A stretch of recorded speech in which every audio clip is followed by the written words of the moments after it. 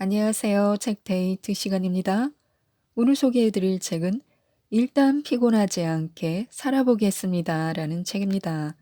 호사카 다카시 지음, 김영종 김, 북스톤에서 나온 책입니다.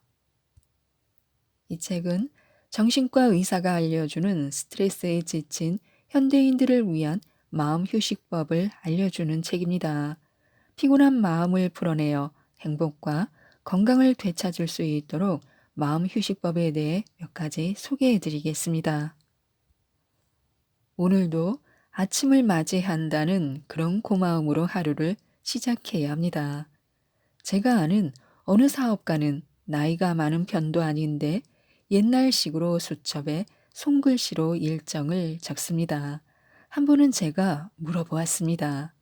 스마트폰에 기록하는 게 편하지 않아? 그러자 매우 흥미로운 대답이 돌아왔습니다.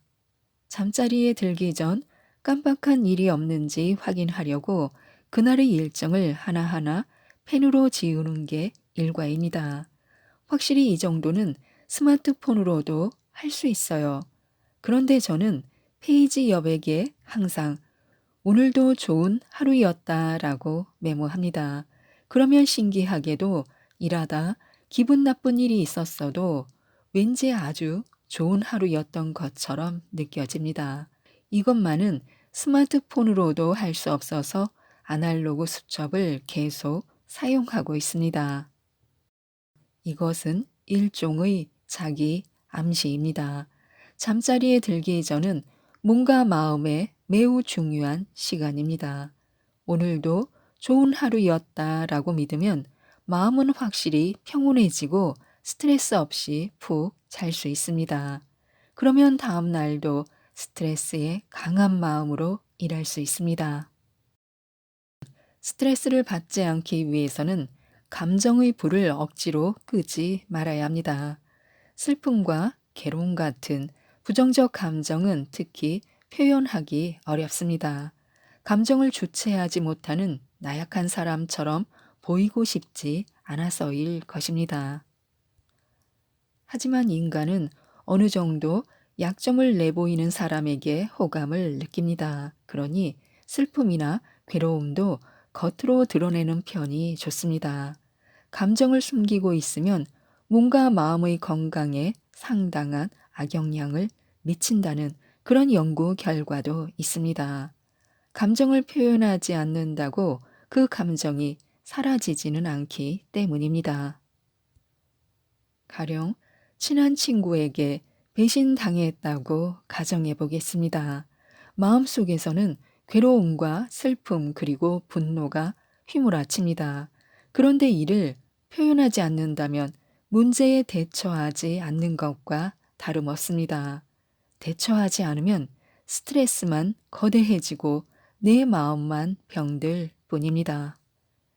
지금 느끼는 감정을 받아들이고 원인을 파악하고 마음속에서 설명하기만 해도 소리내어 말하는 것과 비슷한 스트레스 발산 효과가 있습니다. 배신당한 괴로움과 슬픔을 느낀다면 나는 지금 고통받고 있다. 친한 친구라고 생각했던 사람에게 배신당했으니 괴로운 게 당연하다라고 마음속에서 정리해 보는 것도 좋은 방법입니다. 세상 사람들이 어떻게 생각하는지 너무 신경 쓰지 말아야 합니다. 스트레스를 쌓아두지 않는 좋은 방법이 하나 있는데요. 화가 치밀어 오를 땐 화장실로 뛰어 들어가라고 합니다. 요즘 사소한 일에도 화가 치밀어 올라 곤란합니다. 화를 내고 나서는 크게 후회하고요. 이런 일이 반복되니 주위 사람들도 냉담해지고 스트레스를 받습니다. 어떻게 해결해야 할까요? 최근에 이런 상담을 자주 받곤 하는데요. 흔히 말하는 버럭이들입니다. 당장은 큰 문제가 아니라 해도 상대의 방을 들이받거나 소리를 지르기 시작하면 가볍게 볼 수 없는 문제입니다. 화가 치밀어 오르면 즉시 그 자리를 떠나는 것이 좋습니다. 화장실로 뛰어 들어가 심호흡을 크게 하시기 바랍니다. 이 말을 들으면 대부분 어리둥절한 표정을 짓습니다. 하지만 이 방법은 의학적으로도 타당합니다.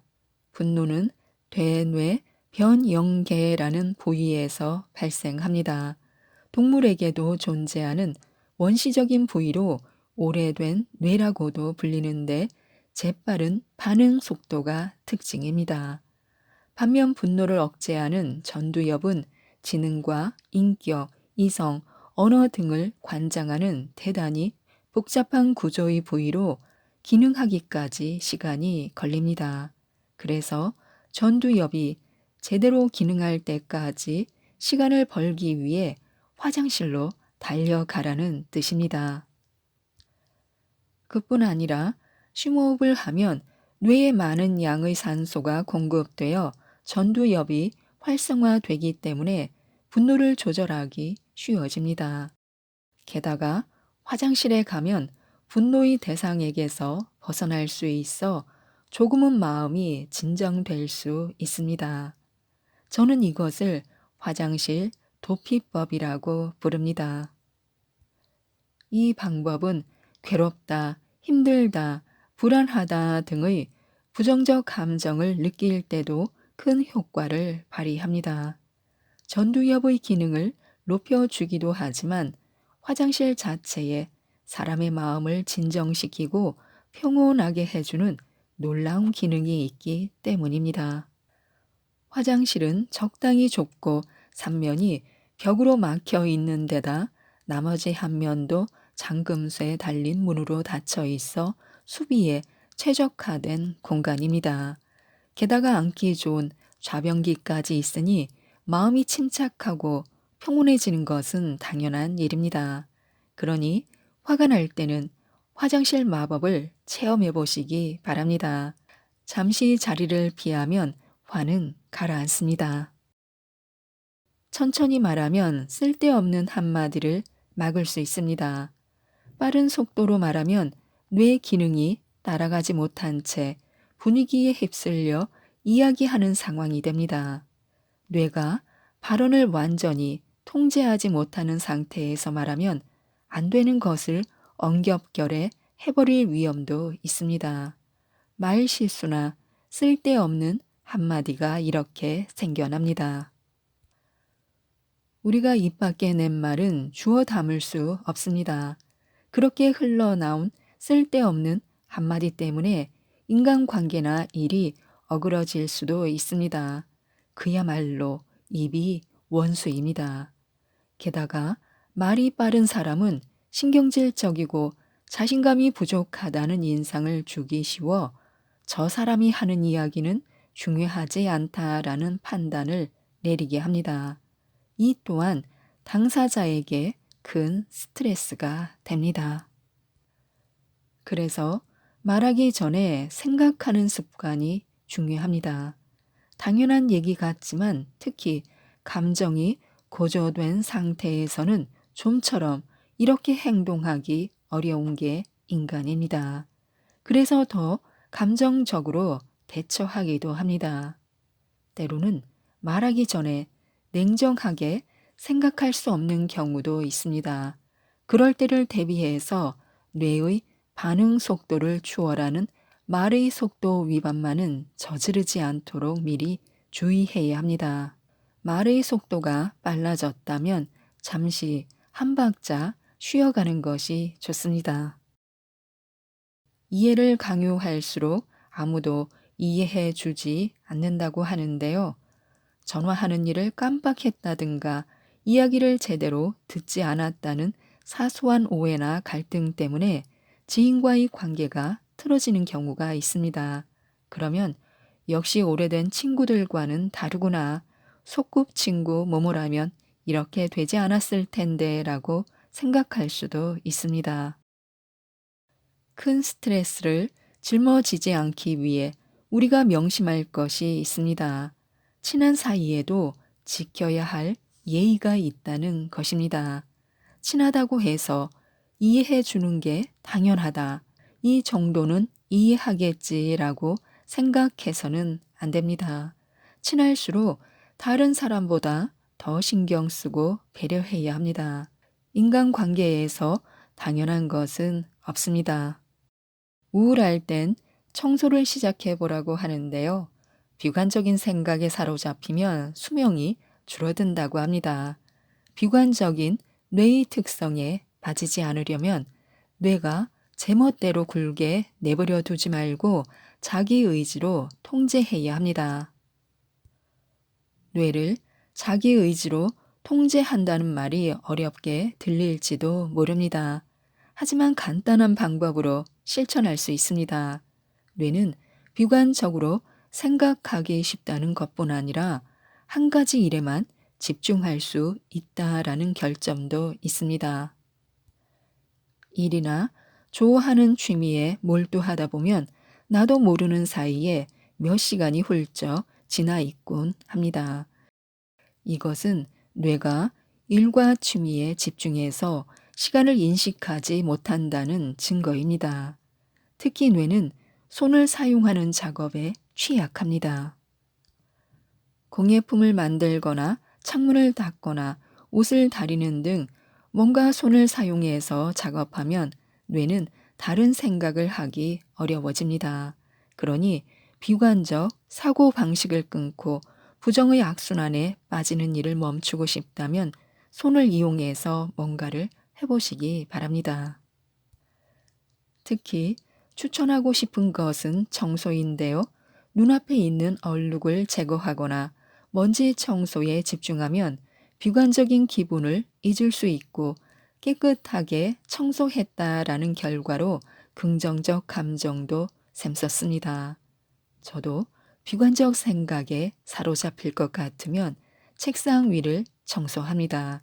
그러면 청소가 끝날 무렵에는 좋아, 힘내자라는 긍정적인 기분이 되어 있습니다. 청소는 우리의 마음까지 닦아줍니다. 뭐든 좋으니 지금 당장 시작하시기 바랍니다. 지금 한다는 것이야말로 미루는 버릇을 고치는 특효약입니다. 조만간 만나자고 전부터 이야기하는 사람이 있다면 지금 당장 그 사람에게 연락해서 약속을 정하는 것입니다. 미루고 있는 기획서나 과제가 있다면 제목이나 대략적인 내용만이라도 좋으니 지금 당장 쓰기 시작하면 됩니다. 일단 시작하면 생각만큼 스트레스가 큰일이 아니었음을 깨닫고 편안한 마음으로 작업을 계속할 수 있습니다. 또 해야 할 일을 세분화하는 것이 좋은데요. 미루는 버릇은 단기적 스트레스가 원인입니다. 하지만 할 일을 세분화하면 효과적으로 스트레스를 덜 수 있습니다. 예를 들어 대형 기획이나 이벤트를 맡았다면 계획, 준비, 인원, 점검, 예산안, 장소 확보처럼 작업을 구체적으로 나누어 보는 것입니다. 또 자신을 게으르다고 단정하지 않아야 합니다. 미루는 버릇은 스트레스 때문에 생기는 것이지 게으름뱅이라는 증거가 아닙니다. 나는 게으르다라고 단정 지으면 그것을 핑계 삼아 점점 더 일을 미루게 됩니다. 막상 행동에 옮기면 별일 아닙니다. 지금까지 이 책에 대해 말씀드렸는데요.